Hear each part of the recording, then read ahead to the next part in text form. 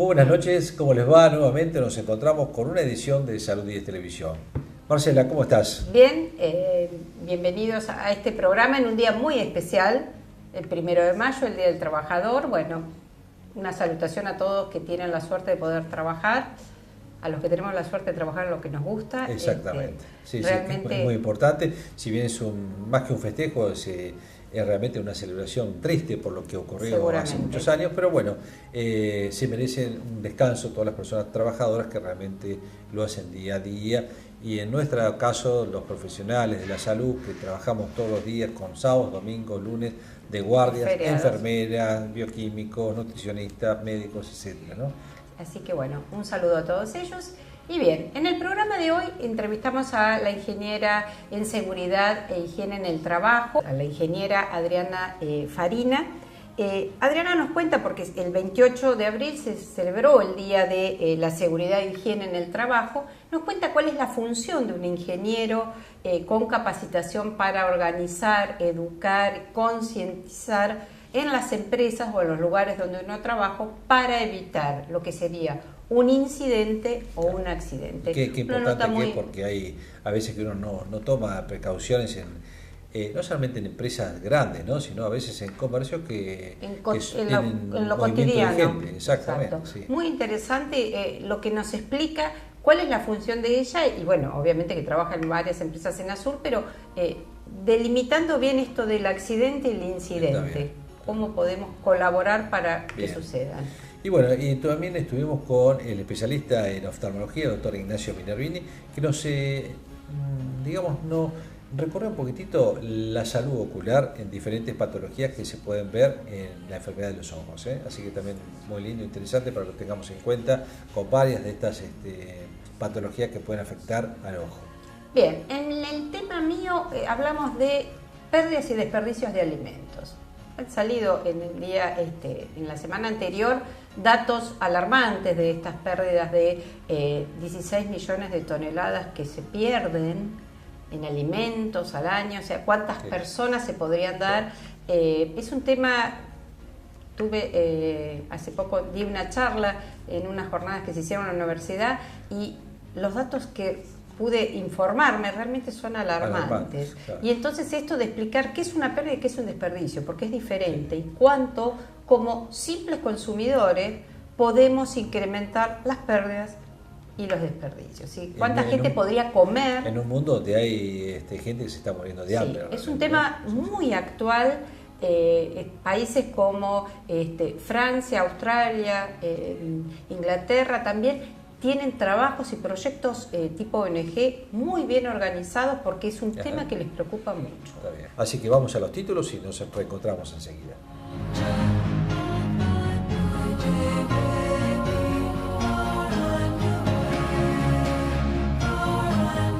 Bien, como anunciamos en el principio del programa, nos acompaña hoy la ingeniera Adriana Farina, que es ingeniera en seguridad e higiene en el trabajo, y como en el mes de abril se festeja el Día Internacional, llamamos a Adriana para que nos oriente y nos diga a qué se dedica un ingeniero en seguridad, y esta seguridad y esta manera de poder trabajar de manera correcta, considerando lo que nos dice la ley, y a quien mejor que dedicarnos con alguien que sepa tanto y que se dedica hace tantos años. Gracias, Adriana, por estar con nosotros. Un gusto.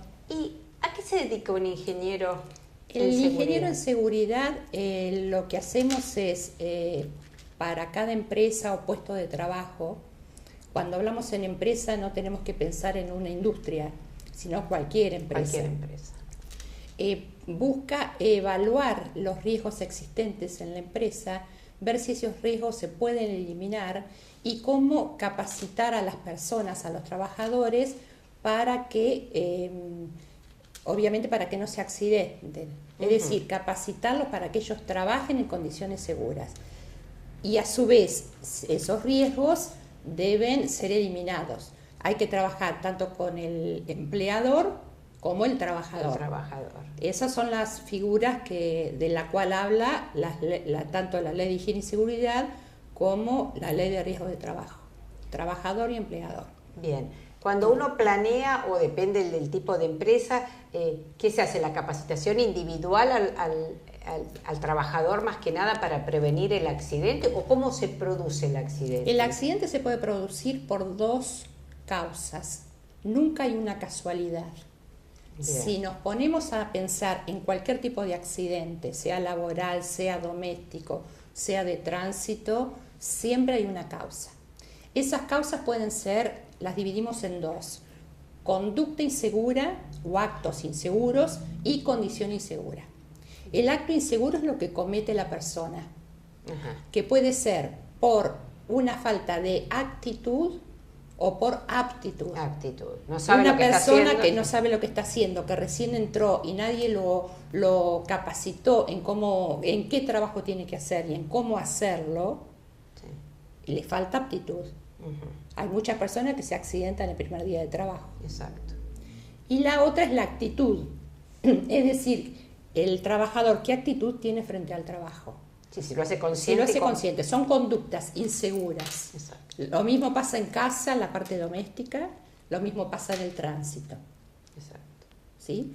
Y la otra es la condición del medio ambiente. El medio ambiente puede ser las instalaciones mecánicas, eléctricas, hidráulicas, lo que sea, qué condiciones tienen las herramientas, qué condiciones tienen las máquinas. Que si lo más común es pensarlo en un auto, qué condiciones tiene el auto y bajo qué condiciones, qué conducta desarrollo yo cuando manejo. Bien. ¿Sí? Ahí se cubren las dos partes del accidente. El accidente laboral puede ser en el lugar de trabajo, en ocasión de trabajo. Sí.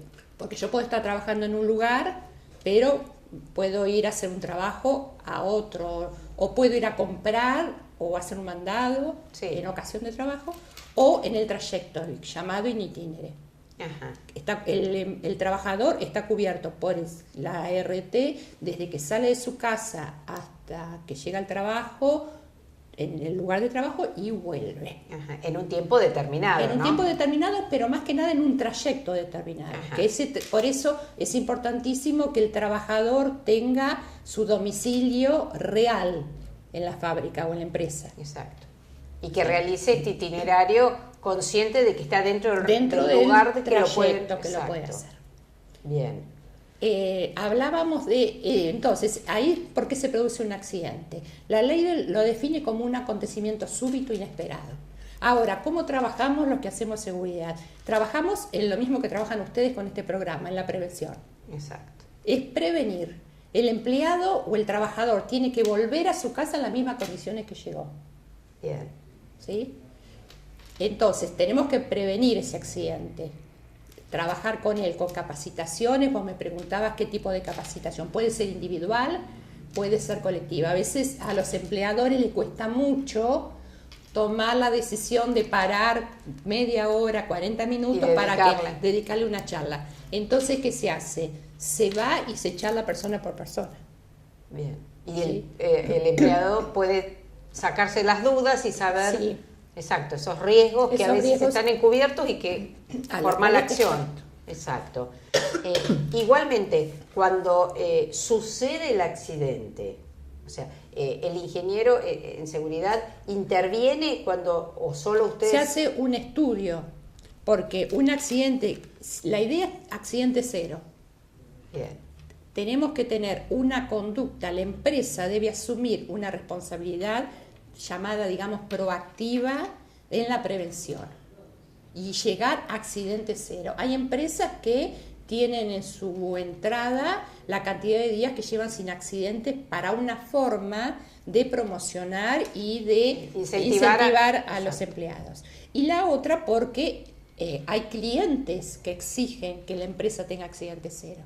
Bien. ¿Sí? Acá algunas empresas que asesoro desde la propaganda, a ver cómo tratan ustedes el tema accidente, y también entra un poco el tema medio ambiente. Son las dos cosas que el cliente exige. ¿Sí? Habitualmente cuando uno charla o ve los manejos cuando sucede un accidente, yo digo a veces que importante es conocer el circuito cuando sucede algo en un lugar que decís todo el mundo corre para todos lados. Eso también forma parte de los procedimientos. ¿No? Son procedimientos de accidente, procedimientos qué hacemos en el momento del accidente, porque uno está nervioso, porque tiene que llamar, porque quiere atender al accidentado. Son procedimientos. Como son procedimientos si hay un corte de luz para ciertas empresas o de energía eléctrica para ciertas empresas, o un procedimiento por evacuación, sí, o un incendio. Sí. Entonces, ahí se hacen procedimientos. Y después, para cada puesto de trabajo, se hace lo que se denomina análisis de tarea segura. Ajá. Cómo hay que hacer la tarea para que esa tarea no implique un riesgo. Un riesgo. ¿Sí? Bien. Supongamos que se presenta el incidente. No es incidente, ¿no? El incidente es cuando la persona no se lastimó. Ajá. ¿Sí? Y el accidente es cuando ve una persona lastimada. Bien, ¿sí? Ahí está la diferencia. Ahí está la Porque diferencia. A veces uno escucha decir, fue un incidente de tránsito. El incidente es cuando... pero bueno, vos me preguntabas qué hacemos cuando pasa un accidente. Se hace un estudio. Ajá. Un estudio. ¿Por qué pasó ese accidente? ¿Cuál fue la causa que se provocó? Ajá. Que lo provocó. Si fue una conducta, una condición, hay métodos, uno que se llama método de la espina de pescado, otro método del árbol, que uno va buscando, hasta que llegó, esto fue lo que provocó. Y se tiene que trabajar en eso, porque en una empresa que tengas un accidente, pues tenga otro igual, algo falla. Porque a veces son accidentes sí, sin demasiado riesgo y otras veces sí. Grosos en cuanto a... Nunca la persona que se accidentó, nunca la persona vuelve a la condición inicial. Bien. Siempre deja una secuela. Y más allá de que si hay una secuela física, la ART, la aseguradora de riesgo de trabajo, va a indemnizar al trabajador, siempre le va a dejar una secuela. Y esa secuela es para toda la vida. Bien. Nunca se devuelve al accidentado las condiciones psicofísicas que estaba antes del accidente. Sí, aunque no haya tenido un daño muy importante. Evidente, digamos. Por ahí psicológico sí puede ser. Psicológico sí.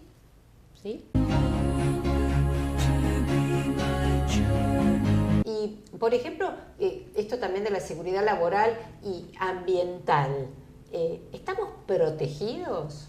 ¿En qué sentido? O sea, como ciudadanos, se toman a nivel de las municipalidades, de las intendencias, prevención en seguridad de que pasen situaciones... Y la prevención muchas veces... Nos compliquen a todos, sí. Supongamos. No sé si es mi tema, pero a veces la prevención surge cuando pasó algo. O cuando está por pasar. ¿Sí? El otro día fuimos invitados a una charla de la gente de Camusi y estaba representado Defensa Civil de la Municipalidad. Y bueno, y ahí contaron que están haciendo protocolos para distintos casos, que solamente había uno para inundación y ahora eso se está ampliando. Eso es importantísimo. Saber qué hacer. ¿Qué pasa si tenemos un siniestro importante? Yo en la gestión anterior del Hospital de Niños habíamos empezado me habían invitado a participar del tema seguridad. ¿Qué pasa si tenemos, esto es para que lo pensemos todos los azuleños, qué pasa si tenemos un incidente en un centro asistencial? ¿Qué hacemos? ¿Dónde vamos? vamos? ¿Quién sale primero? Claro. ¿Quién? Sí, en un hospital de niños decir que todos hay un protocolo, la gente que trabaja en salud lo sabe, el accidente. Sí. Primero el que tiene posibilidades de vida, ¿sí? Seguro. Más vida. Pero bueno, si eso se pasa dentro del nosocomio, ¿qué hacer? ¿Qué hacer? ¿Cómo están preparadas las otras instituciones para recibir a esta gente? Porque no es lo mismo que sucede en una escuela que vos no evacuás a todos, cada uno exacto, sale por sí mismo y se va a su casa. Claro, que en un lugar asistencial que tiene que... ¿Y están hechos los protocolos así? Creo que no, pero bueno, supongo que se... Yo digo, y a veces es importante, en la institución a la cual yo trabajo, que tenemos los matafuegos. Yo digo, y a veces yo no sé... ¿Cómo se usa un matafuego? Y no sé, encima... con un incendio, claro, porque yo siempre digo que cuando uno hace la capacitación y hace la evacuación, una cosa es salir, que estamos todos, que dijimos que vamos a hacer, o que sonó la alarma y sale, y otra cosa cuando tenés que salir estás sintiendo el olor a quemado. Claro, yo digo, nosotros en cocina tenemos los matafuegos, que es mucho más grande, porque puede ser por gas, puede ser por luz. Yo digo, no sé si lo podemos agarrar. Yo digo, a veces, y yo reconozco de no estar capacitada de decir... Bueno, en ese yo caso creo tiene que alguno haber... va a apretar bien claro, en un plan de evacuación están los llamados roles de emergencia, entonces cada persona o distintas personas tienen asignado una tarea. Uno que llama a los bomberos, otro que maneja los matafuegos, otro que ayuda a la evacuación, otro que corta la energía eléctrica. Y eso se hace en todos los niveles, así por ejemplo en las escuelas, eso se debería hacer, ¿no es cierto? Sí, porque es importante decir... Sí, porque hay que... ¿Quién tiene lo la importante llave? es Esa puerta cerrada. Claro, saber qué hay que hacer para evitar el pánico. Si vos sabés qué es lo que tenés que hacer, no estás asustada. Claro. Obviamente que no vas a estar tranquila, no pero bueno, tranquila. No, es menos probabilidad de que entres en pánico. Exacto. Entonces, por eso es importantísimo, siempre se dice que por lo menos 2 veces por año hay que hacer los simulacros de evacuación. Que no se hacen habitualmente, ¿no? En algunos establecimientos escolares lo están haciendo. Qué importante, capacitar a la gente. Sí, y la escuela tiene que ser el lugar.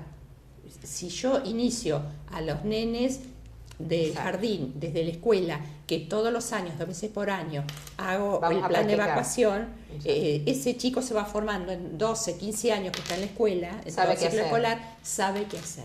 En países desarrollados. O qué no hacer. Sí, y en muchas empresas, no sé si acá en Azul, pero muchas empresas se hacen.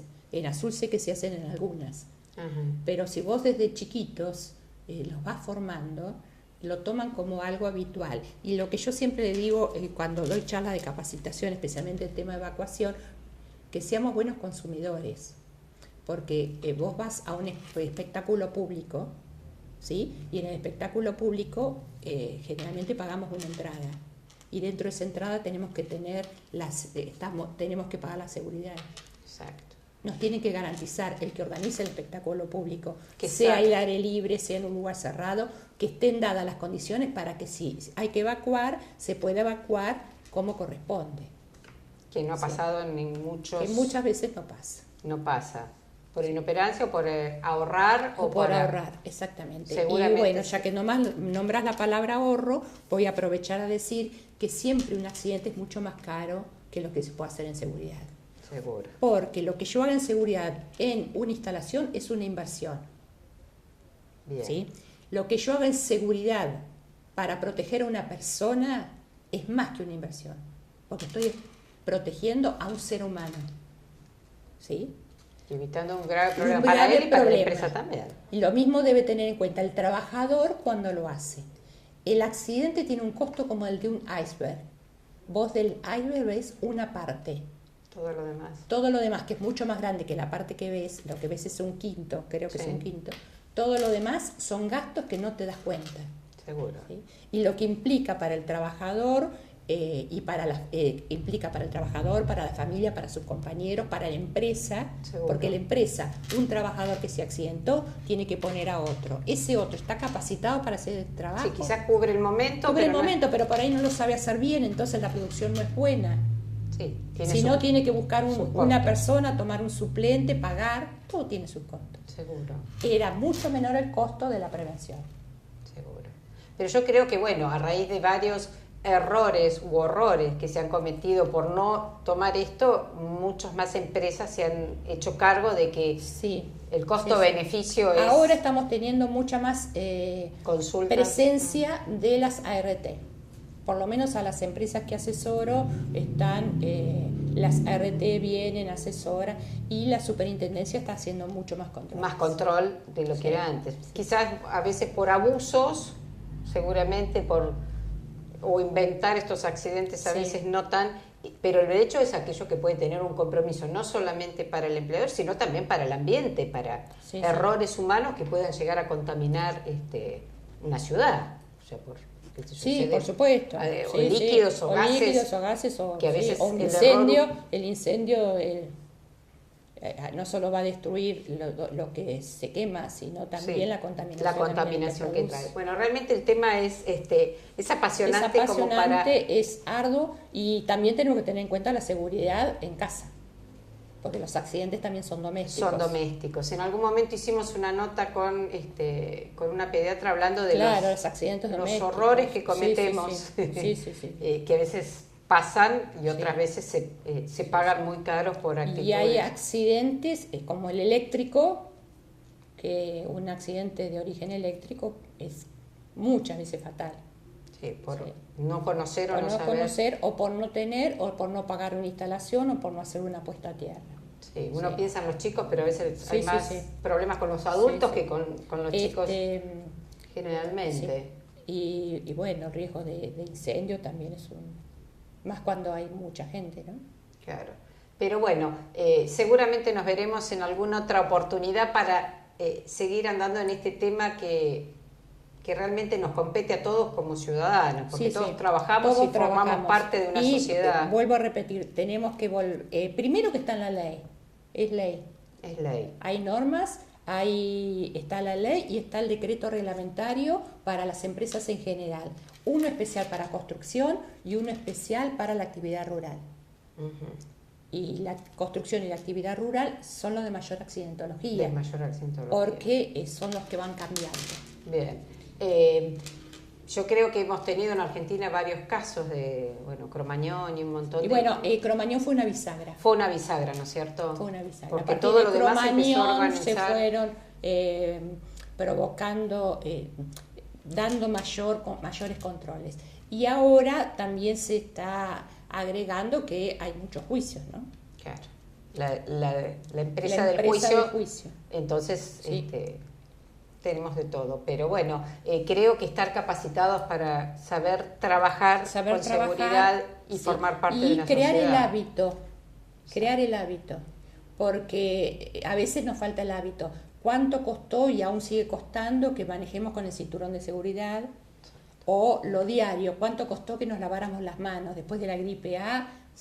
Los que ustedes que están en medicina, son hábitos. Y lo mismo es en el trabajo. Seguro. ¿Qué hábitos tengo? ¿Cómo me agacho? ¿Cómo uso las cosas? ¿Qué herramientas uso? ¿Cómo la uso? No usar las fajas, aquellos que no se la ponen porque es molesto, no usar el calzado. Claro. Exacto.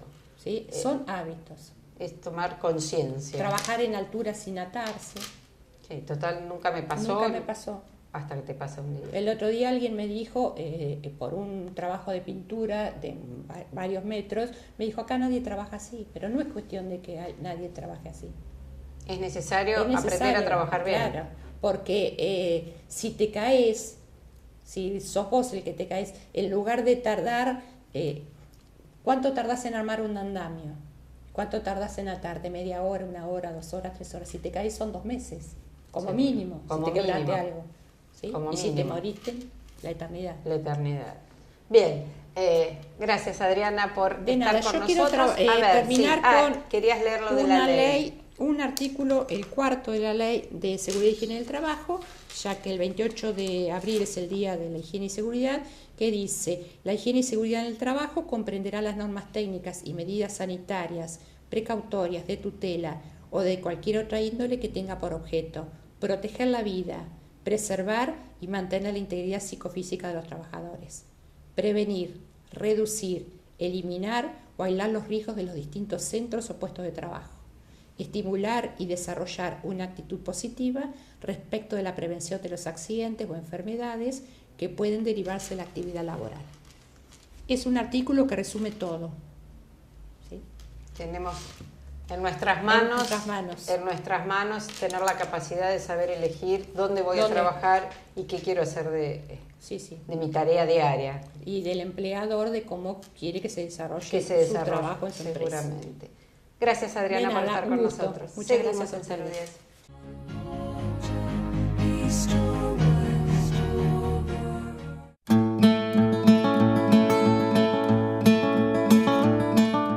Bien, tema que vamos a tratar hoy, un tema que ha estado en la televisión pública en el día de hoy, hablando de desperdicios y de pérdidas de alimentos.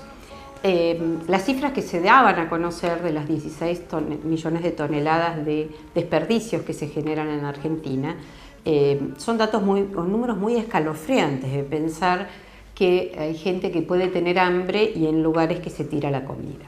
Debemos diferenciar qué significa desperdicios y qué significa pérdidas. Las pérdidas pueden ser por causas ambientales, inundaciones, incendios, de pronto alguna presencia de alguna plaga, situaciones específicas que no pueden ser modificadas por estas situaciones de causas muy no controlables, llamémosle así.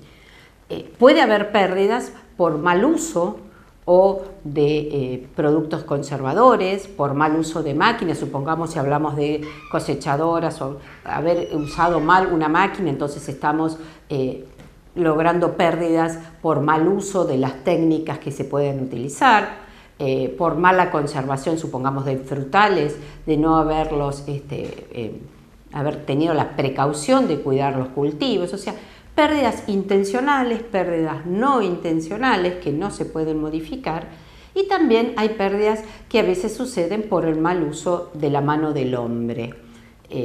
¿Y qué significa desperdicio? El desperdicio es aquello que se desecha porque generalmente la mano del hombre o el mal cálculo o aquello que no se comió terminó siendo un desperdicio. Muchas veces hay elementos del alimento que se desperdicia porque no se utiliza, algunas cáscaras, carozos, un montón de elementos dentro de la materia prima que hace que no los consumamos.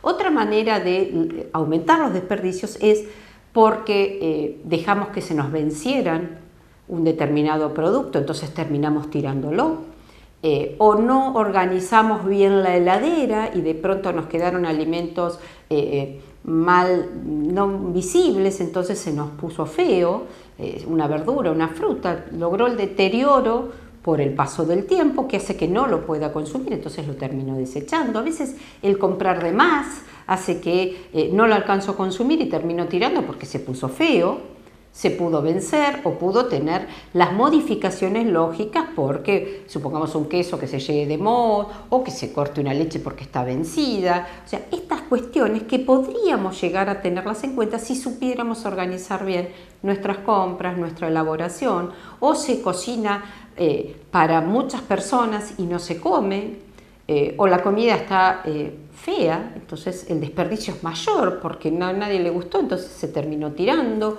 o porque en la cocción no tuvimos la precaución y terminamos quemando, entonces terminamos tirando. Todas estas cuestiones que somos partícipes necesarios para lograr este desperdicio.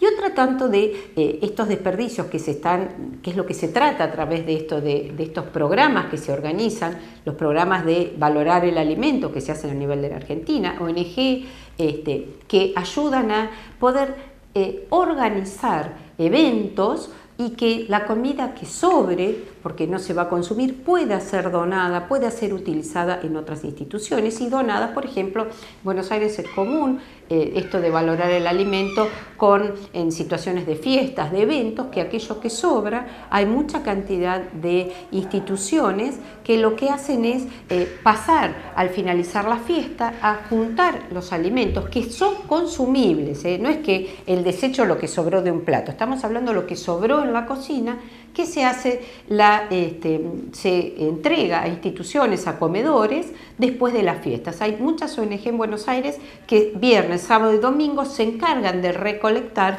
con sistemas de conservación, de entrega, como para esto que sobró de un evento se pueda donar a una institución que pueda comer. Por supuesto que la ley todavía no está muy clara porque no es que todo lo que me sobra lo voy a regalar porque corro riesgo de que si no fue bien conservado y buen mantenido puedo llegar a provocar alguna ETA, que son las enfermedades transmitidas por alimentos. O sea, con buena seguridad, con buena manipulación de los alimentos, podríamos llegar a que entren en sistema aquellos que para algunos pasa a ser un desperdicio porque fue un mal cálculo, porque sobró, calcularon de más o fue menos gente y de pronto estas preparaciones sobraron.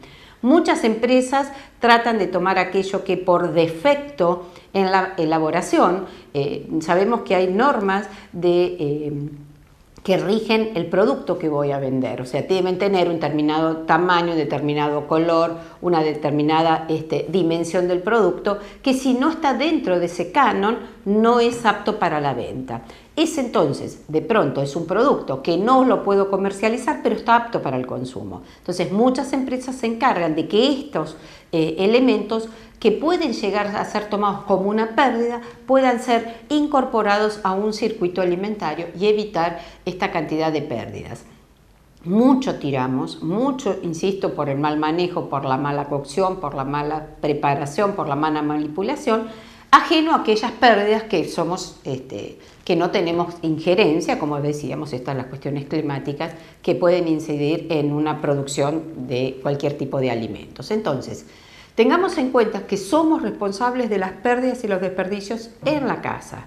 Hay conciencia de mayor consumo de diferentes maneras de los productos alimenticios, de la materia prima, para evitar desecharlos.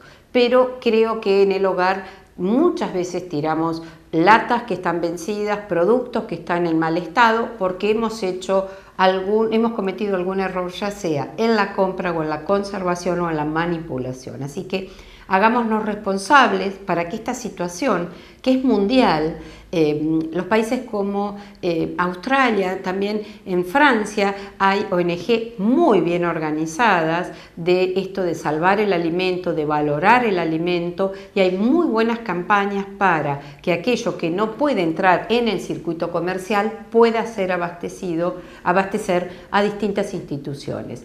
Así que creo que este tema, que seguramente a raíz de que salió en un programa va a tratar de ser mucho más formal y va a ser un tema a tratar en varios programas, hagámonos cargos y tengamos precaución y consideremos estas situaciones en donde podríamos darle a alguien lo que nosotros no vamos a comer más y de pronto estamos ayudando con un plato de comida y no tirándolo y haciendo sea un desperdicio o sea una pérdida. Seguimos en Salud 10.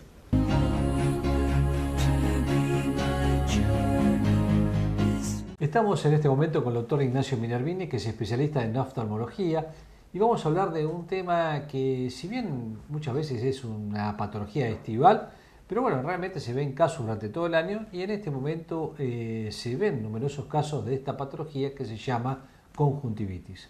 Ignacio, gracias por estar con nosotros. Gracias a ustedes por la invitación. Como siempre, es un gusto estar con ustedes. Te debemos una visita al centro de ojos, ya que sabemos que lo tenemos planeado, porque queremos ver un poco la rutina, digamos, del control oftalmológico que nos interesa. Perfecto. Bueno, contame algo de conjuntivitis. Te pregunto esto porque en esta época, no sé por qué, pero hay una reactivación de casos de conjuntivitis. Sí, dentro de las conjuntivitis hay distintas causas, distintas etiologías. La conjuntivitis es la inflamación de la conjuntiva, que es la parte blanca del ojo, ¿no es cierto? Entonces hay distintas patologías, que puede ser de una patología irritativa, por el humo, por el aire acondicionado, por el ventilador, por las piletas, una patología alérgica, que es por el contacto, el paciente que es alérgico reacciona, y después la conjuntivitis de tipo infecciosa, que tienen distintos gérmenes que las producen. Los más comunes, y los que, como vos bien decías, dan estas epidemias, que a veces son más importantes, a veces menos, son las conjuntivitis de tipo virósica.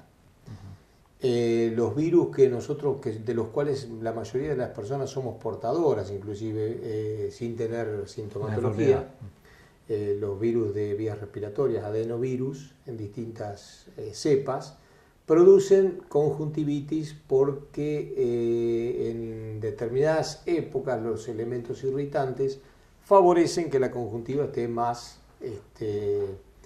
permeable a que los virus la ataquen. Mayor exposición.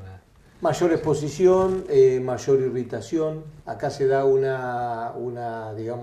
desbalance entre lo que son las defensas del organismo y los gérmenes a los que estamos en contacto, como ustedes decían recién. Sí. Cuando las defensas bajan, los gérmenes aprovechan, serían gérmenes, digamos, de tipo oportunistas casi. Sí. Pero que en determinadas épocas se hacen más agresivos y nos lo vamos pasando de uno a otro, y si la agresividad va aumentando, entonces producen estos cuadros así más importantes y más cantidad de cuadros. Sí. No es que la conjuntivitis sea una patología grave, pero cuando hay mucha patología, siempre hay algún caso que escapa a la normalidad y escapa a los tratamientos comunes. Sí. Una conjuntivitis con unas gotas determinadas, por ejemplo con un antibiótico, un antiinflamatorio, tiene un periodo de curación que no tiene que pasar más allá de unos 5 días, una semana.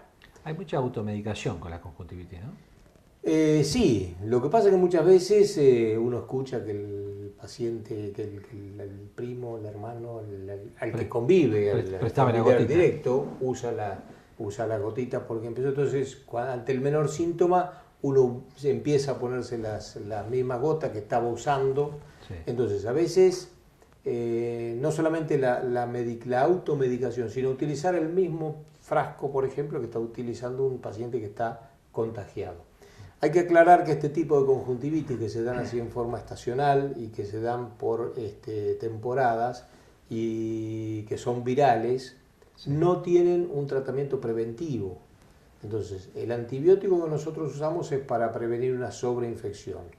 Sí. El antiinflamatorio para desinflamar el ojo. Entonces, eso crea el lecho como para que la defensa del organismo combatan mejor al virus, pero no es un tratamiento específico. Entonces, ponerse la gotita que se está poniendo con el mismo frasco, el hermano, el primo, la señora o el hijo, no es más a veces que un factor de contagio, no de beneficio. Te agrego una cosa, los factores físicos como por ejemplo las pantallas de un televisor, de un monitor de una computadora o el teléfono, donde hoy vemos que la gente está expuesta a más de 2 o 3 horas a una pantalla, a una carga física visual bastante importante. ¿Eso ayuda o favorece a la presencia de una conjuntivitis después viral o bacteriana?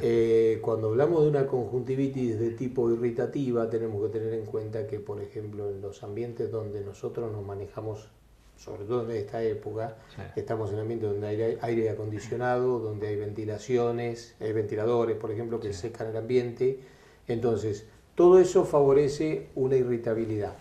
Si estamos hablando de que un chico o una persona grande está horas, como bien decías vos, con un monitor, una pantalla, o con el teléfono, uno no se da cuenta, pero hay chicos que pueden estar horas y horas con el teléfono y llama la atención. Bueno, todo eso produce irritabilidad porque estamos haciendo un esfuerzo visual, produce irritación por sequedad ocular porque el ojo disminuye el parpadeo y estamos en un ambiente más seco, entonces hay una tendencia a mayor evaporación. Entonces, por ahí, por ese lado, se empieza a irritar el ojo y favorece que pueda haber una infección o directamente una conjuntivitis irritativa, ¿no es cierto? Sí. Bueno, cambiando un poquito el tema de la conjuntivitis, te voy a llevar a los traumatismos oculares. Y empezó la época escolar y a veces los traumatismos oculares con los chicos son muy variados. Pueden ser desde domésticos hasta en el colegio o con su actividad física. ¿Recibís a veces en el consultorio traumatismo así de chicos por diferentes tipos de causas? Sí, mira, el tema del traumatismo es tan variado, es sumamente variado y hay infinidad de causas, sí, causas tan sencillas y a veces te llama la atención. El otro día nos derivaron una nena en edad preescolar que se había hecho un corte con una hoja de papel. Claro. O sea, con esto te quiero decir que puede ser cualquier elemento, por sencillo que sea un pelotazo que puede producir una contusión. Obviamente que los chicos son los más expuestos porque son los que tienen menos cuidado en ese sentido. Todo lo que pueda ser prevención viene de la mano de tener conductas que no sean agresivas, más allá de lo que los chicos pueden tener, ¿no es cierto?, por sus juegos y eso. Y de cuidar determinados elementos que los chicos no tienen que tener a mano, obviamente. Pero este ejemplo que yo te estoy comentando habla de una infinidad de cosas, una variedad que uno tiene que pensar que cualquier cosa puede ser agresiva, obviamente. Tengo una pregunta un poco más específica y tal vez no tanto en los chicos. Hay muchas personas que usan gasistas, electricistas, autógenas, y eso a veces cuando no usan su protector ocular, el anteojo, puede producir también alteraciones en la córnea. Sí, eso es muy importante, que la persona que está expuesta porque su trabajo lo requiere, como decíamos, a soldadura, a elementos que puedan impactar en el ojo. La córnea es muy sensible, en realidad es muy resistente cuando está sana, es como un vidrio, cuando está sano. Cuando ya tiene alguna alteración es mucho menos resistente a las infecciones, a inflamaciones, etc. Entonces, cualquier elemento que lo agreda, sea una esquirla de una soldadura, una piedrita de una moladora, puede producir una lesión en la córnea, que la mayoría de las veces no son de importancia, de acuerdo a la cantidad que nosotros recibimos, obviamente, que sacamos todos los días, estamos teniendo casos, entonces uno llega a la conclusión de que son cosas muy importantes en la cantidad, pero no importantes en producir alteraciones muy severas. Salvo cuando hay algún descuido, por ejemplo, cuando no se tratan, cuando se tratan mal, por ejemplo. Hemos tenido casos de pacientes, por ejemplo, que se automedican, ya que hablábamos recién de automedicación, se automedican con anestésicos. Entonces el anestésico, digamos que da una sensación de bienestar momentánea, pero el ojo puede estar produciendo una infección, puede estar fallando en la cicatrización y puede ser muy riesgoso para la integridad del ojo y de la visión. ¿Qué es lo que más produce? Generalmente lo que se denominan úlceras de córnea. Úlceras de córnea. O sea, la úlcera es una lastimadura. Sí, exactamente. Cuando la basurita o la esquirla impacta, una piedrita impacta, nosotros la sacamos. Queda una lastimadura, queda una úlcera. Pero eso es una úlcera controlada. Distinto cuando la úlcera está con la suciedad, con la basura, y uno se automedica y no se trata y no se controla si puede haber una infección. Está bien. Bueno, la úlcera de córnea es una patología, me parece, frecuente también, porque se ve, lo que vos decís, no solamente en trabajadores, sino por cualquier otro tipo de un estallido de un parabrisas también, tranquilamente. Cualquier elemento que impacte en el ojo, la córnea, como te decía, es muy receptiva para ese tipo de elementos extraños. Hay personas que preguntan, yo te estoy diciendo como un ping-pong de preguntas, ¿no?, en cuanto a la salud ocular. Pero hay personas que preguntan que cuando cierran los ojos ven como pequeñas partículas en el fondo o en su párpado cerrado. ¿Esos son cuerpos extraños que tienen el humor vítreo? El ojo tiene, sí, fundamentalmente el humor vítreo es la parte más voluminosa del ojo. Para que entienda la gente, el humor vítreo es el líquido. El líquido que está en el interior del ojo. Está bien. Ese líquido no es absolutamente transparente, es bastante transparente, pero tiene algunos elementos formes, células, fibras, que están flotando. A medida que nos vamos haciendo un poquito más grandes, esas fibras, esas células aumentan en cantidad. Entonces, uno proyecta fuera del ojo lo que en realidad está dentro del ojo.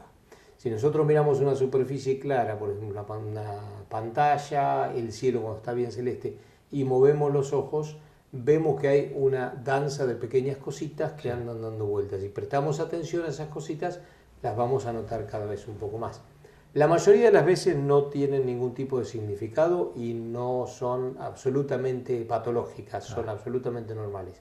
Pero como el vítreo está en íntimo contacto con la retina, cuando aparecen más de esas manchitas, que nosotros llamamos moscas volantes o moscas flotantes, cuando aparecen más de esas manchitas y aparecen en cantidad que a uno le llama la atención, hay que hacerse una revisación, un fondo de ojo, porque el vítreo está en contacto con la retina y ahí la que sufre la retina. Bueno, esa es una patología más importante que la vamos a dejar para otro día. Y nos comprometemos con vos para poder ir al centro de ojos de ustedes para tratar de ver un poco de toda la forma que se realizan diagnósticos en forma totalmente inocua y no agresiva de la salud ocular, que es fundamental. Perfecto, cómo no. Te agradezco mucho, Ignacio. Gracias a vos.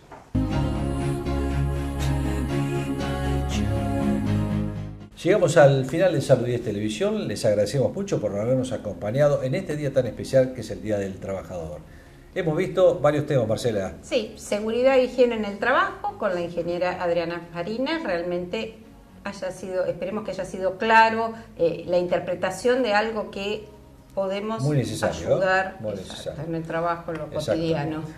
Bueno, el doctor Minervini que nos explicó un poco de salud ocular y Marcela que habló... Desperdicios y pérdidas de alimentos, esto de que empecemos a concientizar que somos responsables de tirar comida muchas veces. Así que bueno, les agradecemos por acompañarnos y en 7 días nos volvemos a encontrar a las 21 horas por este canal. Gracias, nos vemos.